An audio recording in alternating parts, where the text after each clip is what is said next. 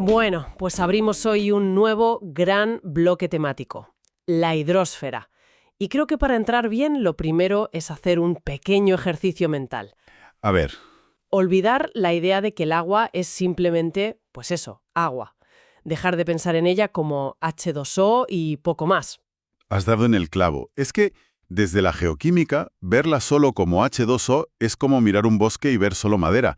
Vamos, es quedarse muy corto. Claro. Para entenderla de verdad, tenemos que pensar en ella como un sistema. Un sistema inmenso, dinámico, reactivo. Y una de las herramientas más potentes que tenemos para rastrear ese dinamismo es su firma isotópica. Aquí es donde conectamos directamente con lo que exploramos la última vez. Hablamos de isótopos como el oxígeno 18. Entiendo entonces que estos isótopos son como una especie de tinta invisible, ¿no? Trazadores que nos permiten seguir el viaje del agua. Son precisamente eso, trazadores perfectos. Y leer su historia. Y leer su historia. Fíjate la proporción de isótopos de oxígeno que queda atrapada en los caparazones de carbonato de los bichitos que se mueren en el mar. Ajá. Nos habla de la temperatura que tenía ese océano hace millones de años.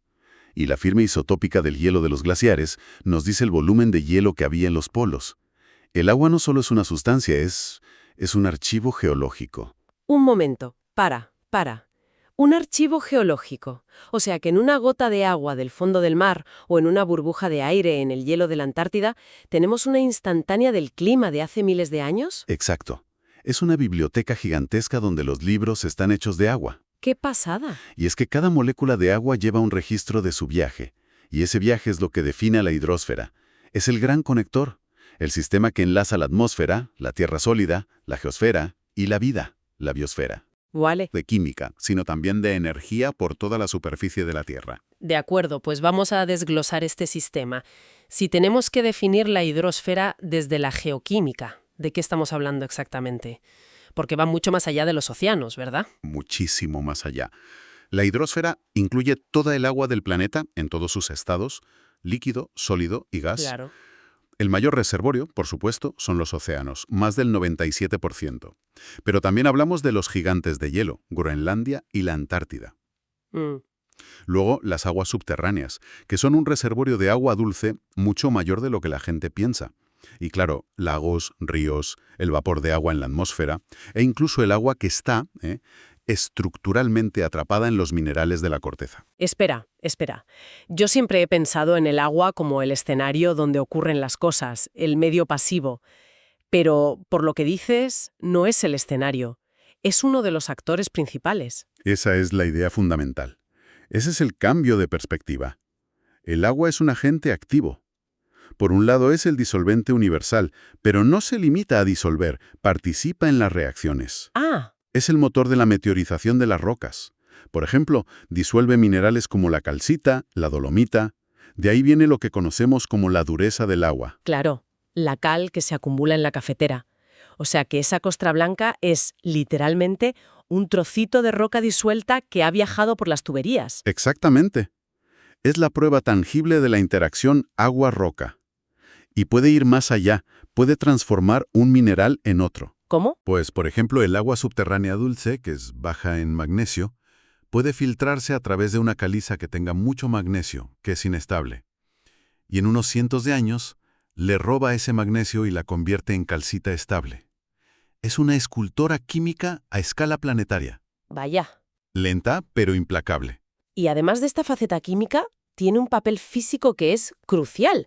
Pienso en su capacidad calorífica, que es lo que hace que las costas tengan climas mucho más suaves. Desde luego, absorbe y libera calor muy lentamente. Es un gigantesco regulador térmico global.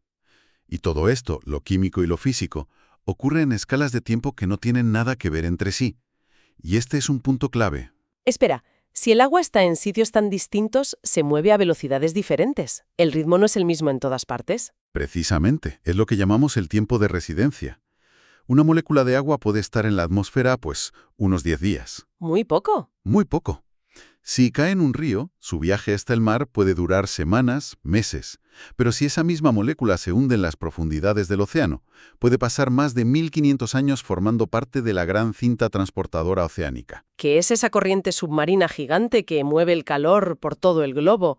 el sistema de calefacción del planeta, vamos. Correcto. Y esa lentitud es clave para almacenar gases como el CO2 durante siglos, lejos de la atmósfera. Pero es que aún hay más. ¿Sí? Si esa molécula de agua se infiltra en el subsuelo y llega a un acuífero profundo, su tiempo de residencia puede ser de miles, incluso decenas de miles de años. O sea que el agua que bebemos hoy de un pozo muy profundo pudo caer como lluvia en la época del Imperio Romano. Podría ser perfectamente. Y eso implica que está aislada de la contaminación moderna. En gran medida sí. Son aguas fósiles. Por eso son un recurso tan valioso. Cada reservorio, atmósfera, ríos, océanos, acuíferos, tiene su propio ritmo, su propio reloj, y el mecanismo que los conecta a todos es el ciclo hidrológico, el ciclo del agua del colegio, evaporación, nubes, lluvia, ríos. Ese es el marco general que lo unifica todo. Es el motor que impulsa el intercambio constante de materia y energía por toda la superficie del planeta. De acuerdo. Ya hemos puesto las piezas sobre la mesa. Ahora vamos a ver cómo encajan. Empecemos por la conexión entre la hidrosfera y la atmósfera. Más allá de que llueva, claro. Es un intercambio químico constante y fundamental.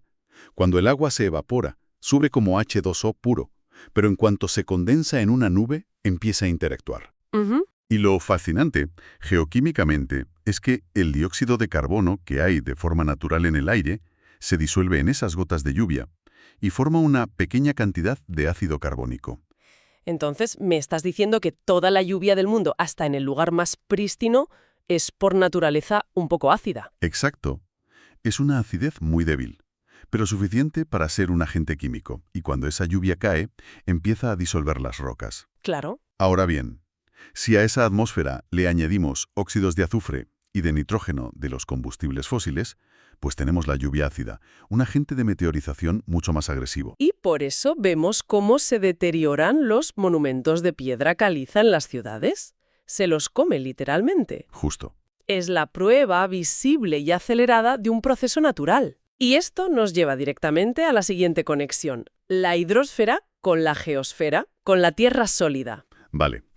Si eso le hace a una estatua en unas décadas, ¿quién no le hará a una cordillera en millones de años? Ahí tiene que estar la clave. Ahí está. Es la interacción agua-roca. Imagina esa lluvia, naturalmente ácida, cayendo sobre un granito. El granito está hecho de silicatos. El agua, con su acidez, actúa como un martillo químico que, muy lentamente, va rompiendo esos silicatos. ¿Y el romperlos qué libera? Libera los elementos que estaban atrapados. Iones de sodio, potasio, calcio, magnesio. Esos iones son arrastrados por el agua, viajan por los ríos. Y su destino final es el océano. ¿Y ese proceso? Es el que determina la composición química de los ríos y, en última instancia, la salinidad de los océanos. ¿Ah? Un momento. Entonces, el mar es salado por esto. La sal del mar es el resultado de la lluvia disolviendo los continentes durante miles de millones de años. En esencia, sí. Es literalmente como la Tierra alimenta al mar. La hidrosfera es la cinta transportadora que disuelve las rocas y lleva sus componentes al océano. Por eso el agua de un río y la del mar son tan distintas. Claro, la del río es un reflejo de por dónde acaba de pasar. Y la del mar es el producto acumulado de eones de historia geológica. Hemos conectado agua con aire y con roca. Pero al principio mencionaste la biosfera. ¿Dónde encaja la vida en todo esto? La biosfera está íntimamente ligada. Y no es una pasajera, también es un agente activo. Piensa en el océano. Está lleno de vida microscópica. ¿El plancton? Sí. Muchos de estos organismos cogen el calcio y el bicarbonato que el agua ha disuelto de las rocas y los usan para construir sus caparazones de carbonato cálcico. Como la tiza o el mármol. La misma sustancia. Y cuando mueren, sus caparazones se hunden, se acumulan en el fondo y con el tiempo se convertirán en roca caliza. Es un proceso fundamental del ciclo del carbono. Totalmente. La vida está tomando elementos disueltos en la hidrosfera, que vinieron de la geósfera, y los convierte de nuevo en geósfera. Es el ciclo perfecto. La hidrosfera es el motor que mueve el carbono, el azufre, el silicio, todos los nutrientes esenciales para la vida. Bien, creo que es un buen momento para recapitular. Hemos pasado de ver el agua como una masa a entenderla como un sistema geoquímico increíblemente complejo. Esa es la idea central. Un sistema definido por sus diferentes reservorios, por esos contrastes enormes en los tiempos de residencia, y sobre todo por su papel como agente químico activo y regulador físico. Y es el gran conector de los sistemas terrestres, atmósfera, geosfera y biosfera. Todo ello impulsado por el motor del ciclo hidrológico. Has resumido la perspectiva clave: entender el agua como un sistema integral. Es reactivo, es transporte, es regulador climático y es un archivo histórico. Todo en uno. Y con esta base tan sólida, ¿hacia dónde vamos a partir de aquí? Pues en nuestra próxima exploración nos centraremos precisamente en ese motor, en el ciclo hidrológico. Pero lo miraremos con estas gafas geoquímicas para rastrear cómo va cambiando la composición química e isotópica del agua a medida que se mueve. Seguiremos el viaje de una molécula de agua. Y leeremos las historias que nos cuenta. Perfecto. Y para terminar, una idea para reflexionar. En la búsqueda de vida extraterrestre, siempre buscamos planetas con agua líquida. Es el mantra, ¿no? Seguir el agua. Pero después de esta conversación me pregunto, ¿y si la clave no fuera solo la presencia de agua, sino la existencia de una hidrosfera activa, una que interactúe con una geosfera, que la meteorice, que mueva elementos?